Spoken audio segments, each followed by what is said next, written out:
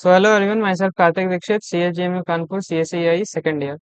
तो हमारे यहाँ पे जो थर्ड राउंड तक की काउंसलिंग की जो ओपनिंग एंड क्लोजिंग रैंक्स थी, वो यूनिवर्सिटी ने यहाँ पे हमको दे दी है कि कैसे क्या क्या ओपनिंग क्लोजिंग रैंक रही है यहाँ पे। तो आज हम लोग उसको देखते हैं कैसे क्या है।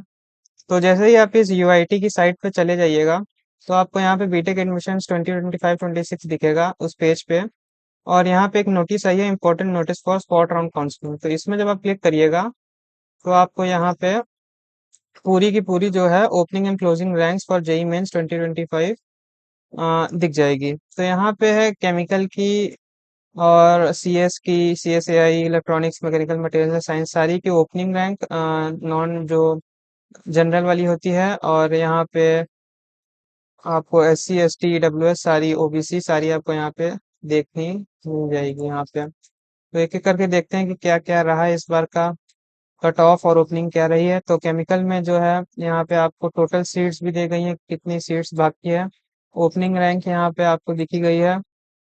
यहाँ की ओपनिंग रैंक है 2 लाख और क्लोजिंग रैंक है 4,13,103। उसी तरीके से अगर यहाँ पे आप लोग यहाँ पे BCNO, ये आपका OBC होगा, बैकवर्ड क्लास। तो यहाँ पे ओपनिंग है और क्लोजिंग है। ओपनिंग है आपकी केमिकल के लिए 4,57,160 और क्लोजिंग है यहाँ पे 8 लाख के करीब करीब। SC ST के लिए भी यहाँ पे दी गई है क्लोजिंग रैंक और ओपनिंग रैंक, और EWS के लिए भी यहाँ पे है 4 लाख से 7 लाख। उसी प्रकार से CS के लिए, अब CS सबको चाहिए रहती है, तो CS की यहाँ पे ओपनिंग रैंक यहाँ पे 70,000 गई है और क्लोजिंग रैंक यहाँ पे लगभग 2 लाख गई है। ओपनिंग मतलब ये जनरल की कट ऑफ है यहाँ पे। और EWS SC और OBC की यहाँ पे भी दी गई है 1,88,000 से लेकर 2,35,000। SC की है यहाँ पे आपका 2,60,056 से लेकर 6,96,96,011। एंड EWS की यहाँ पे देख सकते हैं आप लोग। उसी प्रकार से इलेक्ट्रॉनिक्स की यहाँ पे भी है, मैकेनिकल की भी है, और material science and mechanical engineering की भी है, MSME जिसको हम लोग कहते हैं। MSME की भी यहाँ पे वही है 1,37,014। और यहाँ पे जो क्लोजिंग रैंक है वो है 5,40,158।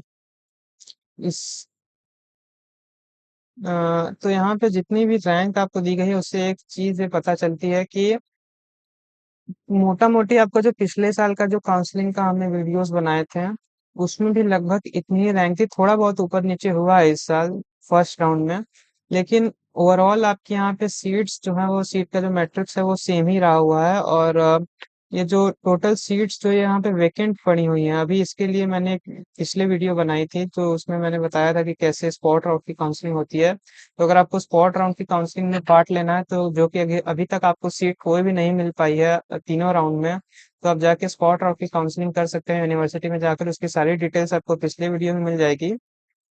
और कई सारे बच्चे जो हैं पूछ रहे थे कि मेरे से कि अगर मेरे को first round, second round, third round में काउंसलिंग में सीट मिल गई है, लेकिन मैं फिर स्पॉट राउंड में जाके फिर से वो लेना चाहता हूँ, तो ऐसा नहीं होता। अगर एक बार सीट आपको अलॉट हो चुकी है थर्ड राउंड के तक के लिए, तो आपको वो सीट आप अपग्रेड नहीं कर सकते। वैसे कुछ चांसेस होते हैं कि आपको, अगर आपने CGPA का एक क्राइटेरिया होता है, और सीट अगर वेकेंट है पिछले साल की, तो आपको सीट ब्रांच अपग्रेड हो जाती है, लेकिन अभी आप इसको ब्रांच को अपग्रेड नहीं करा सकते स्पॉट राउंड की काउंसलिंग में।